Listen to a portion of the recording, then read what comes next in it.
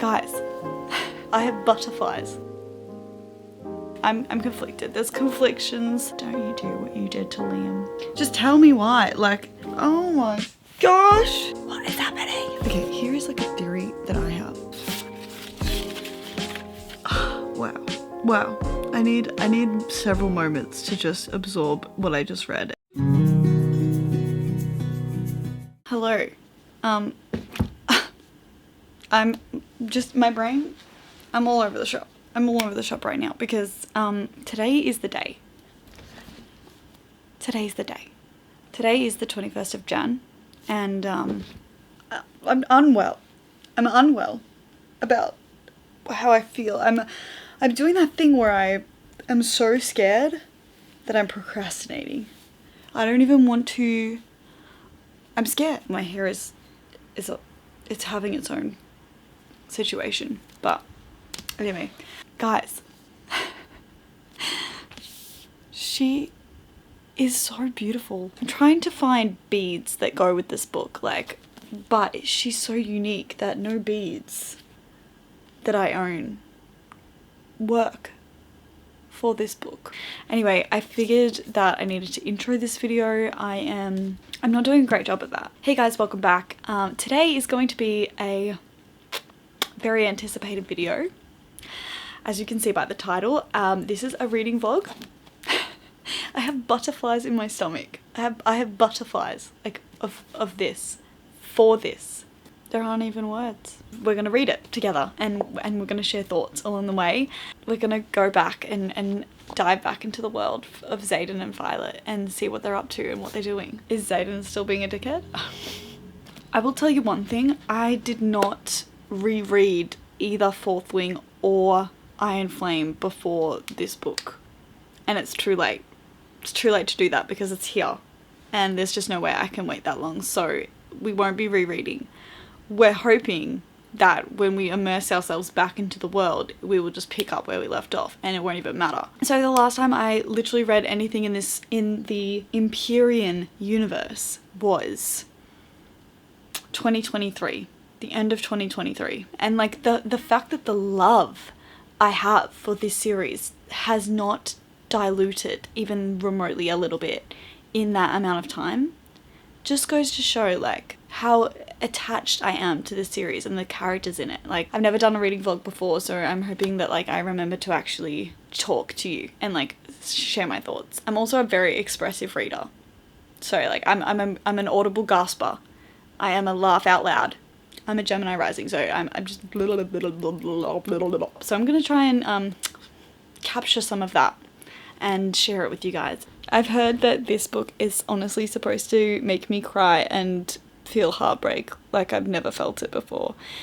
And, you know, I believe Rebecca when she says that she could do that to me. So, who knows, you could be this video, you could be watching me hurt my own feelings, but we're gonna do it. Alright, let's jump in.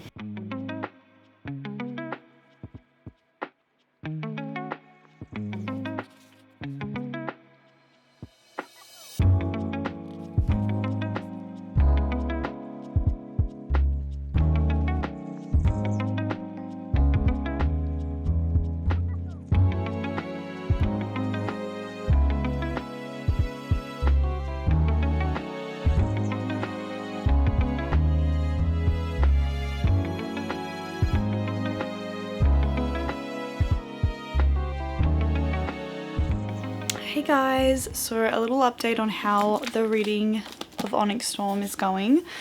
Honestly, it's been a few days. I thought I was going to read this a lot faster than I have. I don't think it's a slump or anything like that. I think it's just that like last week was my birthday and me and Scott took a trip down to the beach and we spent some time there, and I took my book and I thought I was going to get a lot of reading done, but I honestly didn't. We just spent a lot of time adventuring and just like spending quality time playing games off screens and not even really reading that much, and it was really nice, so I'm not mad about it. But I also feel the pressure of that everybody I know is like nearly done or virtually done reading this book, and I am not. I am only here. I think I'm just basically at the end of chapter 9. So far it's going really well. Like, it's very fast paced And I think that's good for a third book. Like by the point that you're at the third book, you're in the nitty-gritty of the plot of what's happening, and it feels very much like that. Like there wasn't too much of an introduction before we got to something exciting, so I love that. I love being back with these characters and banter and the dragons. Awesome. I feel like the main thing I've noticed is just how I'm a little confused by things because it's been so long since I read Iron Flame. Like I'm really testing my memory on what happened at the end of that book and like what information about the plot and the politics was revealed that I've just forgotten. And I'm having to like kind of play a bit of catch up in the first bit of this book. So I'm kind of hoping that that is all kind of getting explained again or like in more depth in this book so that it's like, yeah, because I just feel like I'm playing catch up right now. This was a very exciting release for me. I don't know whether it's because I'm filming it that like the pressure is on. I don't know what it is, but anyway, I'm gonna just keep powering through and hopefully read a good chunk of it today. This is definitely going to be a spoiler version. One thing that I feel is very like on edge, and I think that obviously the author wants this, but like every time Xaden and Violet are together, I'm very on edge. And I don't love that because like I love them and I want them to be together. But now with like the circumstances with him being Venom and potentially going to like siphon her power, like I know there's no going back from that. And I am scared. Like I'm like, stay apart. Just stay apart until you find a cure. Like don't come together. But also like that detracts from the book because they're banter together and they're like their relationship gives this like whole story life. So I'm conflicted. There's conflictions happening in my brain. Anyway, that is my update for now. I am going to keep pushing through and I'll check back in with you guys later.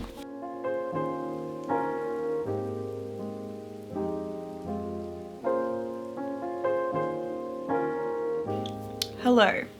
So I have not checked in ages because I've kind of just been completely enthralled with this book.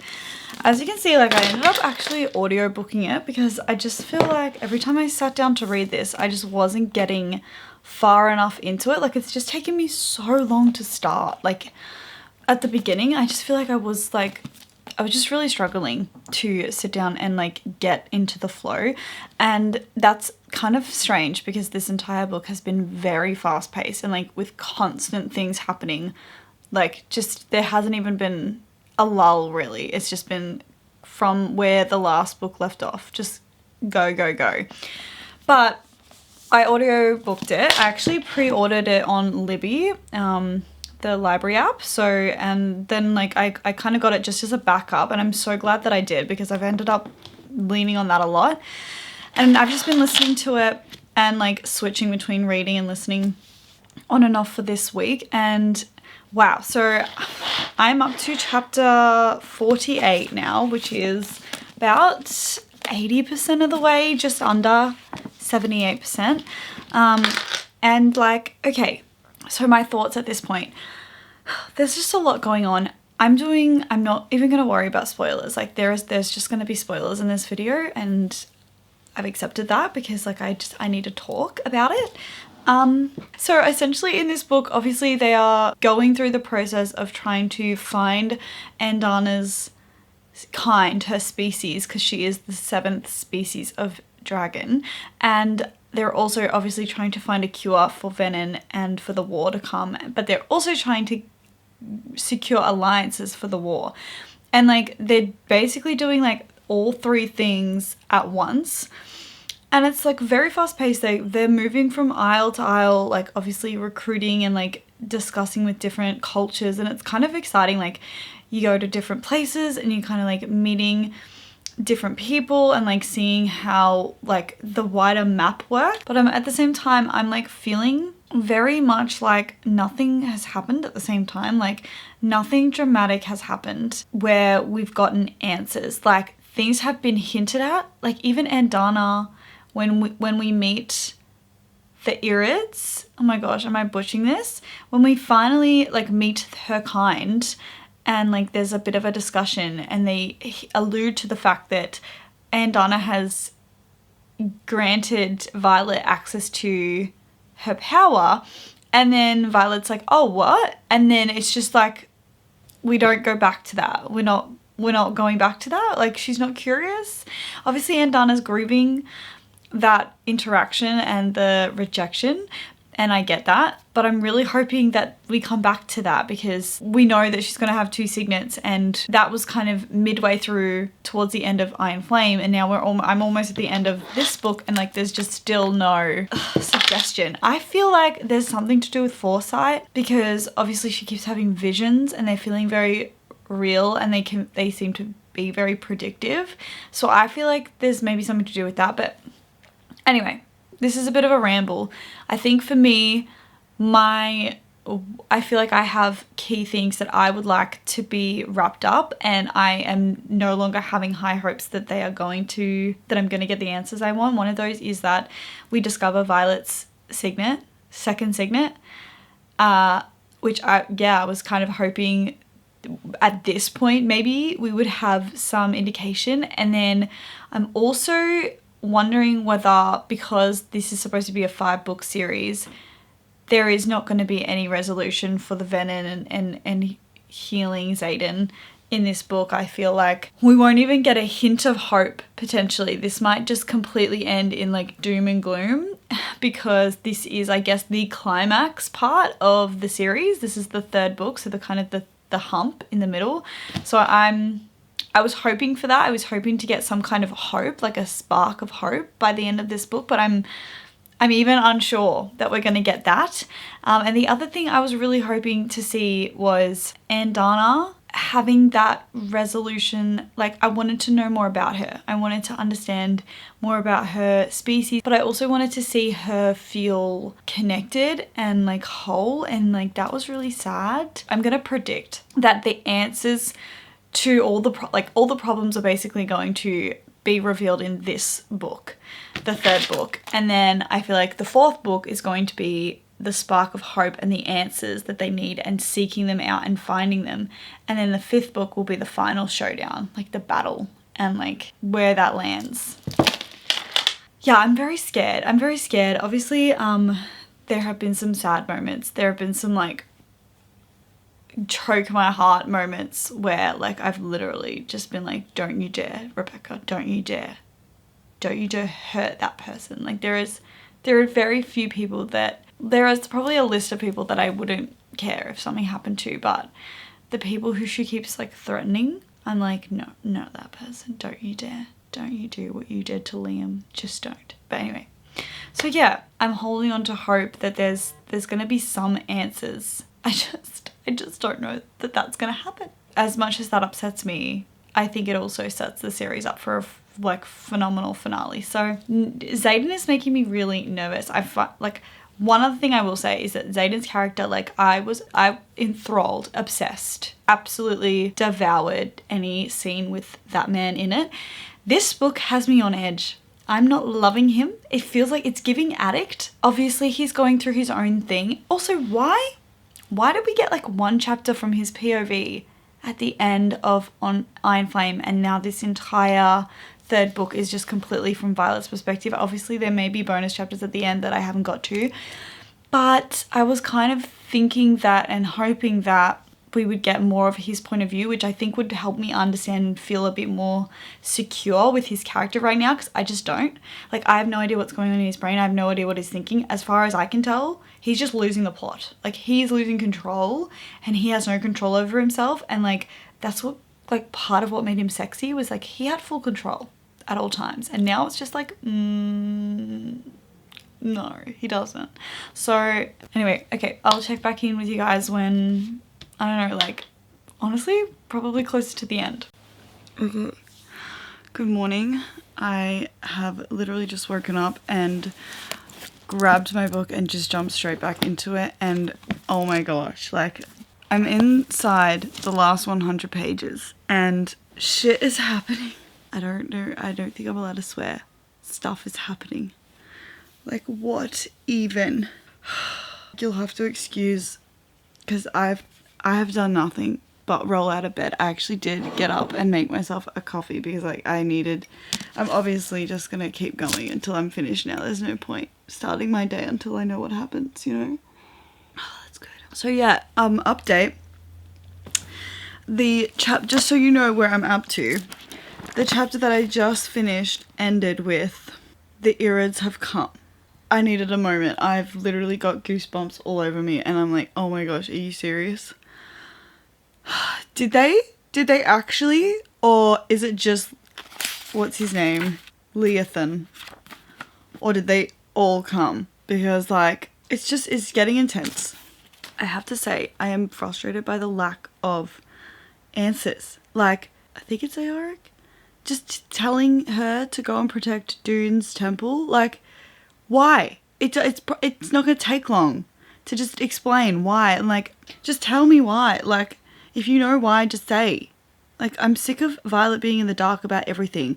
Like, is she a dreamwalker? Like, we potentially just found out her second signet, which I didn't think it was going to happen in this book, but obviously, like, it is happening, which is so exciting. All of her dreams are somehow connected to the Venom. So anyway, I'm going to finish this book. So I'm starting chapter 53 now, and let's just do this. Let's get into it.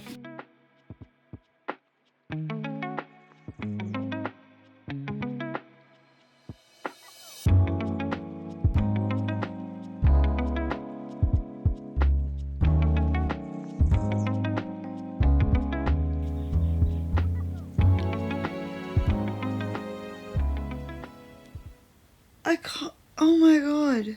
And Donna. I'm so upset by this. Oh my gosh. What? This has got to be a misdirect. There's no way Aunt Donna just left like that. She's gonna come back, guys. She's not gonna leave her. Everybody's celebrating because obviously, like, they're safe, but Aunt Donna. What if it was a trap? Because all the Venom want her. What is happening? I don't know. Page 447. Why did we get rid of Sloane so fast? Like, just keep her. Okay, here is like a theory that I have. It's like, what if Sloane siphoned out the Venom power? Does that make sense? Like, I don't understand the logistics, but let's just say that when Venom turns, they take power from the earth, which is unnatural. But what if Sloane was to siphon that power out of them? Then what happens? Like, I don't understand. Like, she's a siphon. That's her literal signet. So it's not like that's unnatural for her. And they just like pish-poshed her off. She just swept in, saved the day for Mira, and then off she goes. I feel like we don't know if, like, Bodhi has said he doesn't have a second signet, but like, everybody keeps secrets in this series, and I just feel like he's got to be lying. He's got to have a second signet, and it's got to be good, because like, otherwise they're screwed. My signet is always the balance. Bodhi's signet is always the balance. What is Bodhi's signet? Am I crazy? What?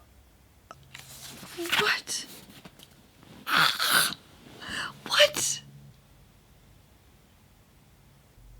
I feel like Berwin being Venom is supposed to be a very dramatic reveal, and to me it's just not that dramatic.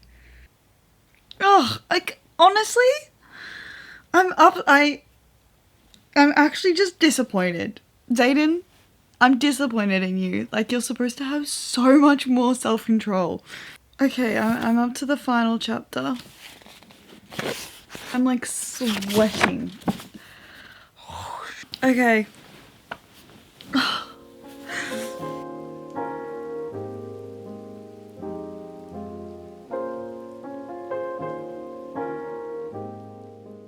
What is happening? I don't even know.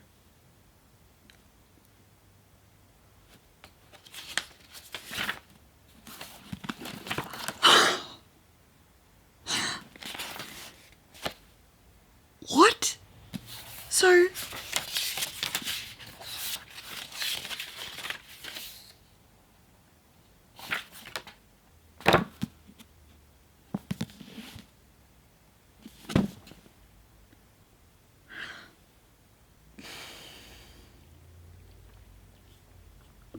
Because I feel like it's not a surprise that he would marry her. Like, it's not. It's not a surprise. wait, okay, so he marries her. So Tyrandor is hers. She's like the queen, or whatever the equivalent is. And then she gets Imogen, who probably witnessed the marriage, to wipe her memory so she has no idea where Xaden is. Or Sigel, where's Tarn? What is happening? Was Xaden talking about trying to convince Tarn to have the ceremony to marry Violet? Guys, I'm unwell. I think I need a minute. I just don't know how to feel right now. I'm a bit shocked. What do you mean? How is she going to do, like, what is she going to do? I don't understand. Okay, so I've just finished the book, and what just happened? Like, my mind is actually reeling from that ending, because I just need to know what happens next. Like, I need the next book. She like, I gotta hand it to Rebecca. Like, she does cliffhangers so well. Wow. I need several moments to just absorb what I just read, and I'll be back. Hey guys, okay, it is 2 days later, and I feel like I am finally ready to talk about what just happened. I have finished the book, as you saw, and I honestly had to go back and reread the ending like 3 or 4 times just to try and make sense of some of the things that happened, and I still don't have any clarity around it. I just want to apologize if you can hear the fan. It is like a heat wave down in Melbourne at the moment, like 40-degree days, and a fan is just an absolute necessity. Okay, Onyx Storm. I just wanted to tell you guys my rating and like a few of my final thoughts with this book. I feel like I'll start with my rating. So this was a 4-star read for me. I thoroughly enjoyed this book. I do feel like it was lacking something. Like, I think so many parts of this series were drawn out because of it being a middle book, and like, I wouldn't want to say a filler, because I definitely don't think this felt like a filler book, but it did feel like the author has plans for the final 2 books, and this just really was the bridge between where Iron Flame left off to where she's going in the final 2 books. So it did feel like a bridge in that aspect, where a lot of their mission at the beginning to go from isle to isle, like, as I said, they were doing 3 things at once. I felt like a lot of that was just dragged out more than it needed to be. But honestly, the banter, the dynamics, the relationships, and like the little things she would put in each of those moments kind of held my attention the whole time, and it just felt like there were things happening. But at the same time, like, when I think back at certain parts of the book, I was like, but nothing's really happened. You know, we could have visited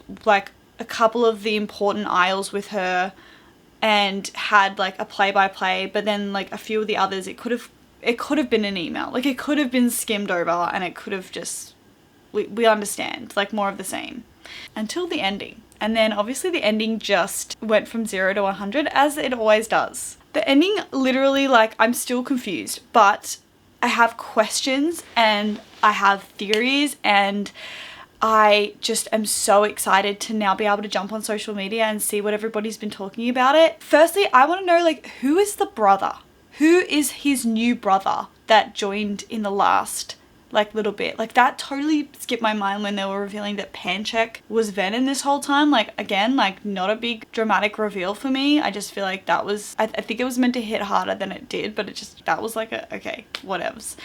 But the new brother that we have no name of, and that he rarely mentions, he just mentions in that final chapter that he like is like sparing his new brother's life. Like, who is it? And like, I've just barely scratched the surface of theories, but like, a lot of people are saying that they think it's Bodhi.